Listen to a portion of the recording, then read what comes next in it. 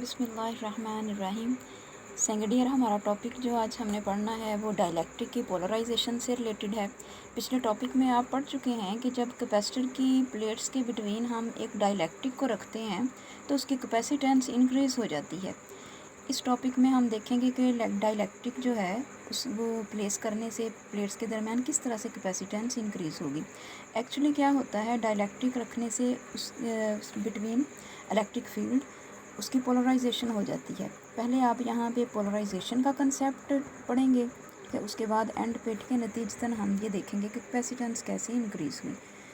तो डाइलेक्ट्रिक जो है वो एटम्स और मॉलिक्यूल्स जो हैं उसके न्यूट्रल इलेक्ट्रिकली न्यूट्रल होते हैं, यानी उन पे कोई भी चार्ज नहीं होता, या फिर वो उन पे जो पॉजिटिव और नेगेटिव चार्जेस हैं एटम्स के अंदर वो चूँकि इक्वल अमाउंट में होते हैं, तो इसलिए ऑन द होल एटम्स और मॉलिक्यूल्स हम देखते हैं कि न्यूट्रल ही रहते हैं, उन पे कोई चार्ज नहीं होता।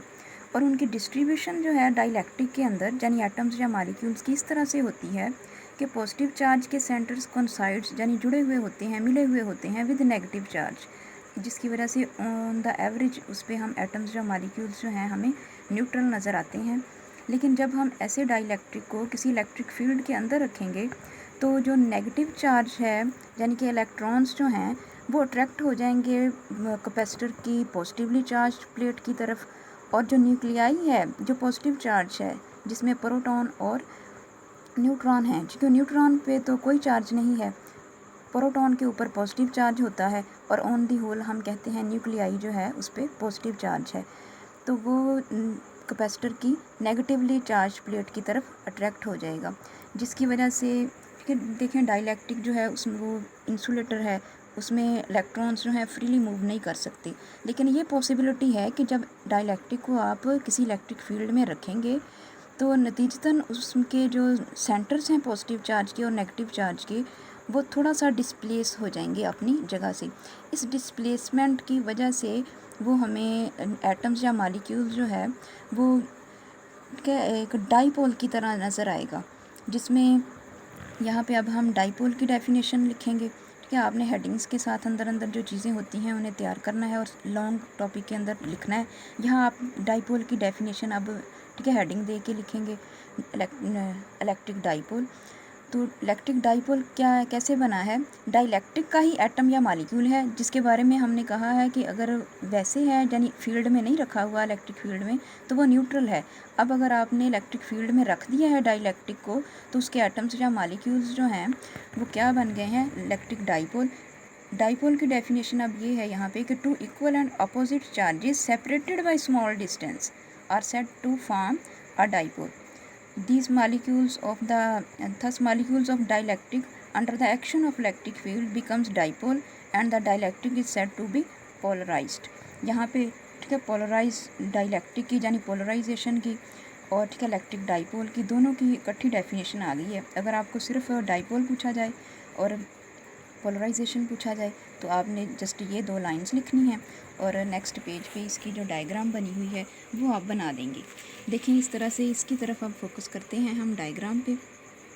डाइलेक्ट्रिक मीडियम जब रखा गया है कैपेसिटर की दो चार्ज प्लेट्स के बिटवीन, तो surface of the dielectric which is in contact with the positively charge capacitor plate places a layer of negative charges, and the surface of dielectric which is in contact with the negatively charged plate of capacitor places a layer of positive charges। As a result ये जो layer है positive charge की और ये जो layer है negative charge की जो डाईपोल एटम्स या मॉलिक्यूल्स के बनने की वजह से प्लेस हो गई है यहाँ पे, इसके नतीजे में क्या होगा कि कैपेसिटर की प्लेट पे ऑलरेडी जो चार्ज था, चूँकि ये अपोजिट चार्ज है, कैपेसिटर की प्लेट पे जो चार्ज था वो डिप्लीट हो जाएगा यानी कम हो जाएगा इनकी वजह से। फॉर एग्ज़ाम्पल अगर हमारे पास इस प्लेट पे 10 चार्जेस थे तो ये 3 चार्जेस उनमें से 10 को न्यूट्रल कर देंगे, डिप्लीट कर देंगे, और बाकी यहाँ पे हमारे पास 7 चार्जेस रह जाएंगे। यानी डाइलेक्ट्रिक के जो इलेक्ट्रिक पोलराइजेशन हुई है कैपेसिटर की प्लेट्स के बिटवीन जो फील्ड था उसकी वजह से, उसके नतीजे में हमने क्या देखा है कि कैपेसिटर की प्लेट्स के ऊपर जो है चार्ज डेंसिटी जो है वो कम हो गई है, यानी पहले अगर 10 थी तो अब कितनी रह गई है 7। तो इस पैसेज को भी आपने ठीक है रीड कर लेना है तो इसमें यहाँ पे सारा कुछ वही लिखा हुआ है जो मैंने अभी आपको बता दिया है।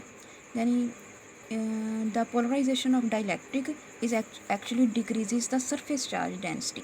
सरफेस चार्ज डेंसिटी भी पीछे हमने पढ़ लिया है, सिग्मा है, ये चार्ज पर यूनिट एरिया है। चूँकि कैपेसिटर की प्लेट्स जो हैं वो एरिया रखती हैं, उनमें चार्ज जो है एरिया पे स्टोर होता है, सरफेस पे स्टोर हुआ होता है, तो इसलिए हमने सरफेस चार्ज डेंसिटी जो है वो डिफ़ाइन की हुई है। तो इलेक्ट्रिक इंटेंसिटी दो पैरेलली अपोजिटली चार्ज प्लेट्स के बिटवीन, उसका रिलेशन भी पीछे हमने पढ़ लिया है। सिग्मा यानी surface charge density over epsilon not था।